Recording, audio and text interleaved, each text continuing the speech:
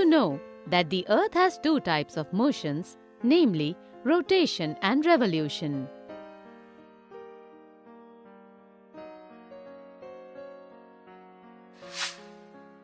Rotation is the movement of the Earth on its axis.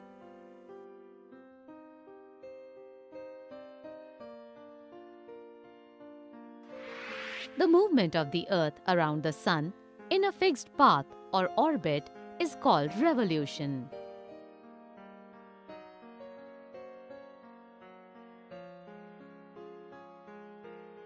The axis of the Earth, which is an imaginary line, makes an angle of 66.5 degrees with its orbital plane.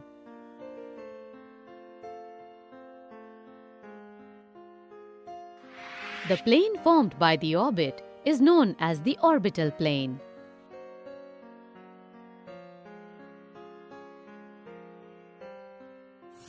The Earth receives light from the Sun.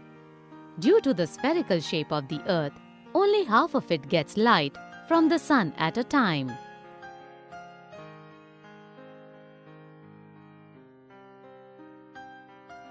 The portion facing the Sun experiences day, while the other half away from the Sun experiences night.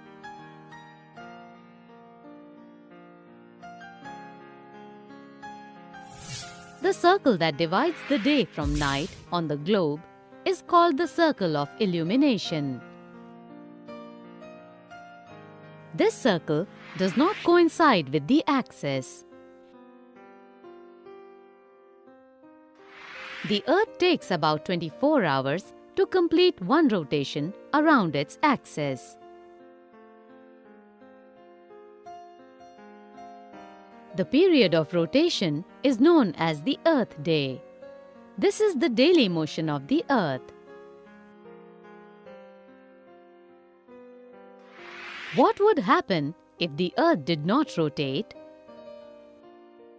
The portion of the Earth facing the Sun would always experience day, thus bringing continuous warmth to the region. The other half would remain in darkness and be freezing cold all the time. Life would not have been possible in such extreme conditions. दोस्तों स्वागत है आपका हमारे channel में। आज हम rotation और revolution के बारे में जानेंगे बहुत ही सिंपल वे में। तो चलिए शुरुआत करते हैं इस वीडियो की। Earth rotation and revolution. तो पहले हम रोटेशन के बारे में जान लेते हैं। जैसे टॉप को ऑब्जर्व कीजिए, ये टॉप जैसे वेस्ट टू ईस्ट घूम रहा है, रोटेट कर रहा है, तो इस पे एक इमेजिनरी एक्सिस बन रही है ना। जब ये टॉप अगर ये रोटेट करना बंद कर दे तो ये इमेजिनरी एक्सिस क्या होगी, वैनिश हो जाएगी, खत्म हो जाएगी, है ना। कोई इमेजिनरी एक्सिस नहीं होगी। उसी प्रकार अर्थ में होता है। देखिए आगे, अर्थ में जो north pole to south pole होता है वो उसकी इमेजिनरी एक्सिस हो गई। और जब ये अर्थ वेस्ट टू ईस्ट रोटेट करती है तो ये इमेजिनरी एक्सिस का फॉर्मेशन होता है। ठीक है, नॉर्थ टू साउथ पोल ये क्या होगी, इमेजिनरी एक्सिस। और इस एक्सिस पे अर्थ है, अपनी एक्सिस पे स्लाइटली टिल्टेड भी होती है। और स्लाइटली टिल्टेड होती है तो कुछ एंगल भी बनाएंगी। तो एंगल कितने का होगा, 23.5 डिग्री का एंगल होता है। इसके बाद अर्थ का रोटेशन है ना, अपनी ही एक्सिस पे रोटेशन, वो क्या कहलाता है, अर्थ का अपनी ही एक्सिस पर रोटेट करना, वो क्या कहलाता है, रोटेशन। यानी कि spinning of the earth around its axis is called rotation. और ये रोटेशन हमेशा फिक्स्ड होता है, ये वेस्ट टू ईस्ट होता है, फिक्स होता है ना। और कितना टाइम लेती है एक रोटेशन में अर्थ, कितना टाइम लेती है, 24 आवर्स, है ना। 24 घंटे लेती है अपना एक रोटेशन पूरा करने के लिए अर्थ। अब हम आगे ऑब्जर्व करते हैं, जैसे लाइट है, इस बॉल पे हम डाल रहे हैं, जहाँ पे बॉल पे लाइट डाल रहे हैं वहाँ पे तो हम एकदम साफ दिख रहा है डे, हमें लग रहा है कि यहाँ पे डे है। और जहाँ पे लाइट नहीं आ रही है वो क्या होगा, नाइट हो गया। उसी प्रकार अर्थ में होता है ना, जहाँ पे सन की किरणें हैं जो अर्थ पे आती है स्लाइटली, है ना, एकदम आ रही है, अर्थ के जिस फेस पे आ रही है वो तो हो गया डे, और जिस भाग में नहीं आ रही है वो हो गया नाइट, है ना। इसी प्रकार डे और नाइट का फॉर्मेशन होता है। जब रोटेट करती है अर्थ, तो जहाँ पे लाइट आ रही है वहाँ तो डे हो गया, जहाँ नहीं आ रही है वो नाइट हो गया। लेकिन ये मानिए कि अगर ये रोटेट करे ही नहीं तो फिर क्या होगा, फिक्स हो जाएगा। एक जगह दिन और रात फिक्स हो जाएगा, वहाँ पे हमेशा दिन रहेगी एक जगह और दूसरी जगह रात हो जाएगी। तो फिर तो ये तो लाइफ का जो साइकिल है वो बिगड़ जाएगा ना। तो हमें इससे बहुत फ़ायदा मिलता है कि अर्थ रोटेट कर रही है, दिन रात का जो साइकिल चलता रहता है। अगर सन किसी जगह ओवरहेड एकदम हमारे सर पे ही है तो वहाँ क्या होगा, 12 नून मतलब 12 बजे हैं। डॉन और डस्क की स्थिति क्या होती है, जो सनराइज के जस्ट पहले की स्थिति होती है वो क्या होता है, डॉन। और जो सनसेट के जस्ट बाद की स्थिति होती है वो क्या होता है, डस्क, है ना। डॉन और डस्क, ये डॉन और डस्क की स्थिति होती है ना। डॉन और डस्क को, डस्क के यानी कि डस्क के लिए हमें एक दूसरा वर्ड भी यूज कर सकते हैं। डस्क के लिए क्या होता है, ट्विलाइट। डस्क के लिए एक अदर वर्ड यूज होता है, ट्विलाइट, है ना, ट्विलाइट। आगे चलते हैं। हम्म हम जब ट्रेन में सफ़र करते हैं तो हमें दिखता है कि जो बाहर के ऑब्जेक्ट हैं वो हमें दूर जाते दिखाई देते हैं ना, चलते हुए दिखाई देते हैं। लेकिन वो नॉर्मली होता क्या है, वो तो रियली में तो स्टेबल है, चल तो हम रहे हैं ट्रेन के साथ, है ना। तो ऐसा ही अर्थ में होता है ना। रिवॉल्यूशन तो या रोटेशन तो अर्थ का होता है, लेकिन लग रहा है कि अर्थ का नहीं जैसे सन है, सन वेस्ट टू ईस्ट जा रहा है, लेकिन ऐसा नहीं होता है ना। तो ये कंसेप्ट याद रखना ट्रेन वाला। Hmm the day just before the sunrise the east is cold down, ये तो हमने कर लिया। चलो आगे चलते हैं। हाँ, जापान, जापान को क्या कहते हैं, डॉन सिटी ऑफ, सॉरी हाँ, dawn city of the world, मतलब सनराइज सबसे पहले होता है इसलिए वहाँ पे dawn city of the world भी कहते हैं जापान को, है ना। वहाँ पे सनराइज और सनसेट, यानी कि सनराइज सबसे पहले होता है और सनसेट भी सबसे पहले हो जाता है। दोनों वहाँ पे दोनों फॉर्मेशन सबसे पहले ही होते हैं। अब हम जानते हैं रिवॉल्यूशन के बारे में। रिवॉल्यूशन क्या होता है, सन के चारों ओर घूमना अर्थ का, वही क्या बोला, रिवॉल्यूशन, है ना। एक फिक्स्ड इलिप्टिकल पाथ में घूमना, वो क्या हो गया, रिवॉल्यूशन। और टाइम कितना, कितनी स्पीड, किस स्पीड से घूमती है, 30 किलोमीटर, 30 किलोमीटर पर सेकंड की स्पीड से घूमती है अर्थ अपना, है ना। रिवॉल्यूशन, एक रिवॉल्यूशन पूरा करती है। सभी जो प्लेनेट है अपनी एक्सिस पे भी रोटेशन करते हैं और सन के चारों ओर रिवॉल्यूशन भी करते हैं ना, वैसा भी अर्थ भी करती है। Earth around the sun is called revolution. Observe कीजिए, आप इस वीडियो को देखिए आराम से, नॉर्थ पोल और साउथ पोल, रोटेशन रिवॉल्यूशन दोनों को आप कंपेयर कर सकते हैं। एक साइड हमने रोटेशन को दिखाया, एक साइड रिवॉल्यूशन हो रहा है अर्थ का, है ना। तो कई बार क्या आता है किन्हीं को अंतर समझ में नहीं आता, रोटेशन क्या रिवॉल्यूशन क्या, तो आप आराम से ऑब्जर्व कर सकते हैं इसको। हाँ, रोटेशन, एक रिवॉल्यूशन में कितना टाइम लेती है अर्थ, 365 डे, 6 और 8 मिनट अप्रोक्सीमेटली, यानी कि 365 and 1/4 डे।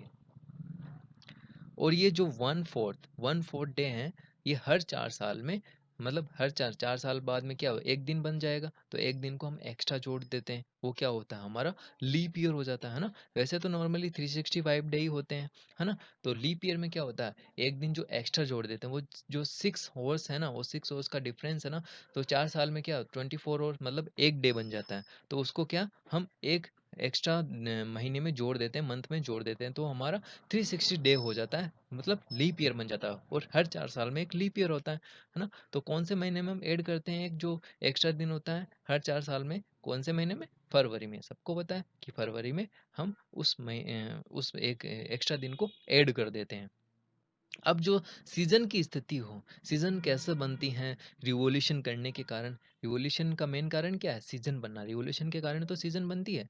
तो तो देखिए सीजन का, तो 22 दिसंबर यहाँ पे नॉर्थ में क्या विंटर, साउथ में समर। और फिर 25 ये साउदर्न ऑटमन। और ये फिर 21 जून को क्या हो गया, नॉर्दर्न में समर, विंड और साउदर्न में विंटर।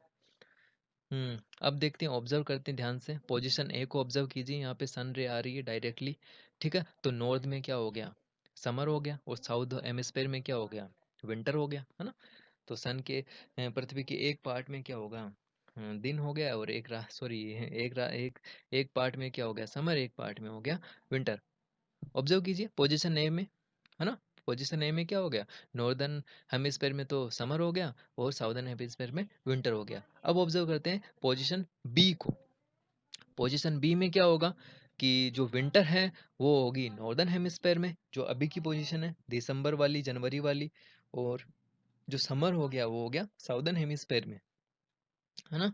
तो पोजीशन ए और बी को हम आराम से कंपेयर करके जो विंटर और समर की जो पोजीशन है, कैसे फॉर्मेशन होता है, उसका आराम से हम समझ सकते हैं, ऑब्जर्व कर सकते हैं। उसके बाद में समर सोलिस्टिक और विंटर सोलिस्टिक भी होते हैं, उनको भी हम समझेंगे। उससे पहले इक्विनॉक्स को समझ लेते हैं। इक्विनॉक्स क्या होता है? इक्विनॉक्स का मतलब होता है अर्थ के प्रत्येक प्लेस पे हर स्थान पर डे और नाइट बराबर होंगे। इक्विनॉक्स का मतलब ये होता है ना, प्रत्येक स्थान पे, अर्थ के प्रत्येक स्थान में क्या होता है, दिन और रात बराबर होंगे इक्विनॉक्स की स्थिति में। ठीक है। और इक्विनॉक्स के बाद में हम समर सोलिस्टिक और विंटर सोलिस्टिक को भी पढ़ेंगे। समर सोलिस्टिक और विंटर सोलिस्टिक का मतलब क्या हो गया कि समर सोलिस्टिक, सोलिस्टिक मतलब सोल, सोल मतलब सन, और स्प्रिंग इक्विनॉक्स और ये विंटर इक्विनॉक्स तो बनते ही, हाँ, स्प्रिंग इक्विनॉक्स और विंटर इक्विनॉक्स बनते हैं 21 मार्च और 23 सितंबर को। स्प्रिंग इक्विनॉक्स और ऑटम इक्विनॉक्स 21 मार्च और 23 सितंबर को। उसके बाद सोलिस्टिक और विंटर सोलिस्टिक और समर सोलिस्टिक। तो समर सोलिस्टिक कब होता है? 21 जून को होता है, और 22 दिसंबर को क्या होता है? विंटर सोलिस्टिक, है ना। समर सोलिस्टिक कहाँ होगा? नॉर्दर्न हेमिस्फेयर में, कब? 21 जून को। और विंटर सोलिस्टिक कब होगा? वो भी नॉर्दर्न हेमिस्फेयर में कब होगा? 21 दिसंबर को। और साउदर्न हेमिस्फेयर में इसका जस्ट उल्टा हो जाएगा। 21 को वहाँ पे नॉर्दर्न हेमिस्फेयर में अगर समर सोलिस्टिक है वहाँ, तो वहाँ विंटर सोलिस्टिक हो जाएगा। और यहाँ पे 21 दिसंबर को नॉर्दर्न में विंटर सोलिस्टिक है, तो वहाँ पे क्या होगा? वहाँ पे समर सोलिस्टिक हो जाएगा, है ना। और 21 जून लॉन्गेस्ट डे होता है नॉर्दर्न हेमिस्फेयर में, और 21 दिसंबर शॉर्टेस्ट डे होता है साउदर्न हेमिस्फेयर में। ठीक है। तो आप शायद मेरे हिसाब